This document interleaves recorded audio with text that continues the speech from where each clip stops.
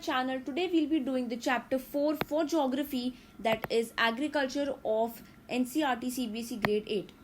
Now let's start with the introduction. What is agriculture? Now, the science and art of cultivation of soil and raising crops as well as rearing livestock is known as agriculture.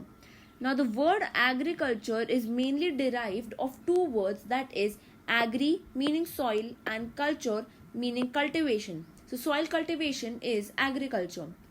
Now, agriculture comes in primary activities. We have two more activities which is included for a finished product to come till our house.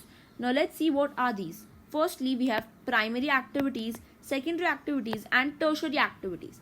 Now, primary activities. Now, these are connected with the extraction and production of natural resources. That means the very basic step. Now, if example we take of sugar. Now, when the sugar powder comes to our house, it has to go to three main kinds of activities. Primary activities, the first kind, which includes fishing, mining, lumbering. It also includes the main thing we are learning today, agriculture. Now, what are secondary activities? Now, these are concerned with the processing of the natural resources. That means all the industrial work which is done comes under secondary activities. Tertiary activities. Now, these provide support to both primary and secondary activities through their services. Now, examples we have transport, trade, banking, insurance, advertisement, etc. Now, some things about agriculture before we start this chapter. Now, agriculture in India, nearly 50% of the people in world are engaged in agriculture, out of which 2/3 are from India itself. Now, the main reason for this is the low job rates plus the factors which support agriculture in India, like the soil, climate, topography, etc.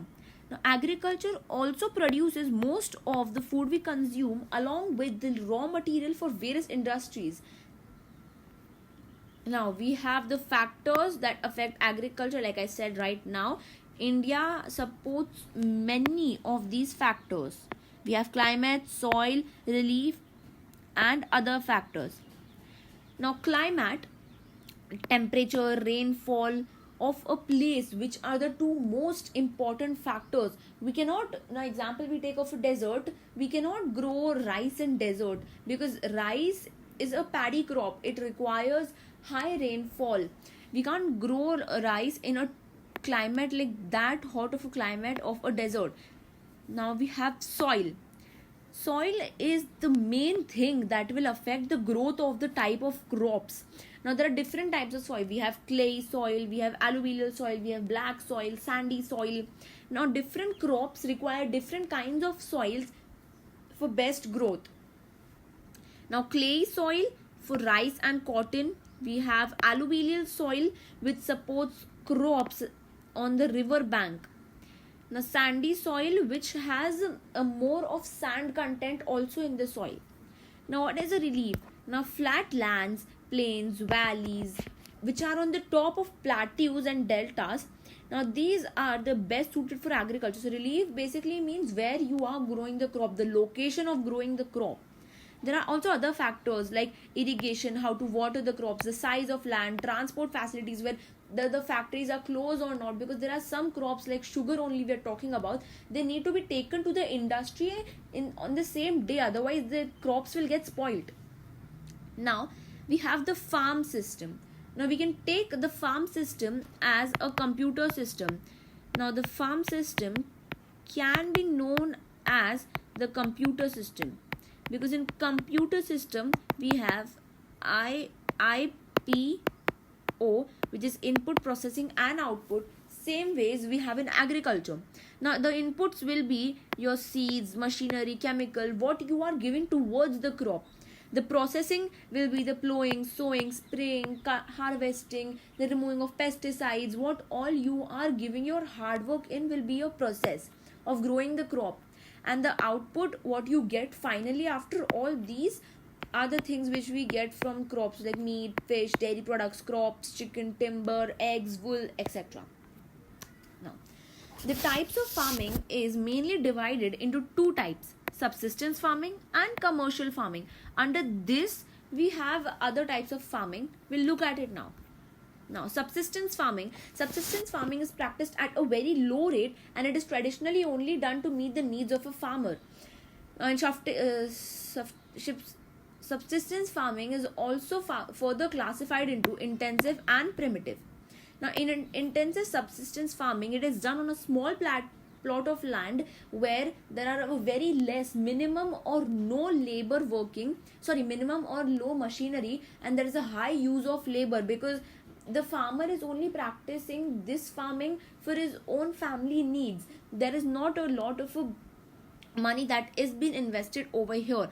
You can see there is a high use of labor in each of the picture that is shown, and very less machinery is used.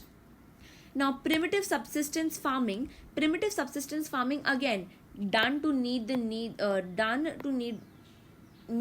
of the farmer's family, again on a very small patch of land.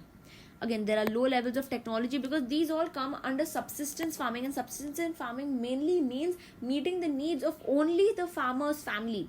Here, this is very important. Now, in primitive farming, we have again another type derived, that is slash and burn method, also known as shifting cultivation. Now, slash and burn method is a farmer moves to a plot of land, clears the land by burning all the trees or the plants present on the land. Then the ashes get mixed with the soil present, and the soil becomes very fertile, so the farmer can grow crops. Now, once the soil becomes infertile, the farmer leaves the land abandoned and moves to a new piece of land. Now, this further continues on and on. This type of farming is very bad for the environment, because it creates a lot of pollution, land wastage, and etc. Now, we have nomadic herding. Nomadic herding, it is mainly practiced in semi-arid and arid regions. Over here, the herdsman or the farmer moves place to place on defined routes. One thing important, the farmer moves on defined routes. The farmer doesn't wander around. It moves on defined routes with its animals, which give them the food they need, shelter. The farmers get the shelter, and they move from place to place in search of shelter. Because of climatic regions and the terrain over there. But the food needs, they are met by the farmers. These herdsmen or the farmers move along with their animals, which provide the need of food. Now, commercial farming. Commercial farming is done for sale or market purposes. Here there is low labor use, and there is a high use of technology here. Now, commercial grain farming or extensive farming. This is done on, again, commercial basis. We can see there is no minimum or low labor used. High use of machineries is done over here, and the land is, again, this is completely the opposite of subsistence farming. There is a big, huge plot of land used. There is high profits, high money invested in it. And the grain one is typically only grains are grown. As you can see over here, there are only grains grown. We can even see there are wheat and some other jawar, bajra grains grown over here. And only a single crop is mainly grown of the particular grain. So then they can get a lots of amount of that particular grain. Now, we have mixed farming. Mixed farming is on a single land. We have fruit, we have fodder, flowers, everything is grown on the same land. And also, the farmer will also rear livestock. Now, this, I don't think it would be that important, because according to the new NCERT, they have removed this part. Now, this is mainly practiced in Europe, Eastern USA, Africa, Argentina, etc. Now, we have plantation. Here a single crop is grown, that is mainly a beverage crop, and on a large land. So a single crop is grown on a large piece of land to get a big amount of that particular crop. Okay, that was all for today. I hope you understood from this video about the chapter agriculture. If there are any doubts or queries, please leave them in the comment section and I'll be sure to answer that. Alright, thank you.